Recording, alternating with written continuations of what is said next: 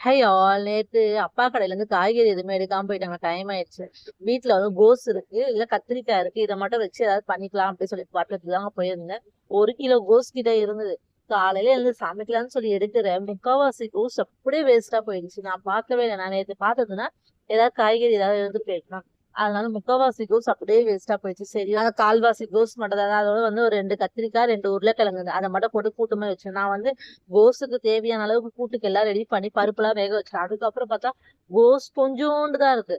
அதனால இந்த 2 காய்கறி போட்டு சேர்த்து மிக்ஸ் பண்ணி கூட்டு வச்சுட்டு அப்புறம் நல்லா வந்து மிளகுலாம் வந்து அதிகமா போட்டு ரசம் வச்சிருந்தேன்.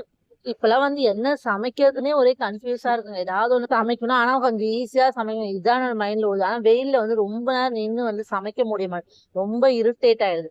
அப்புறம் வந்து கொஞ்சமா பச்சை பயிர் வேக வச்சு எடுத்துறேன். இன்னைக்கு நம்ம வீட்டுல லஞ்ச் இதுதான், ரசம் கூட்டு பச்சை பயிர். உங்க வீட்டுல என்ன ஸ்பெஷல் சொல்லுங்க. பை.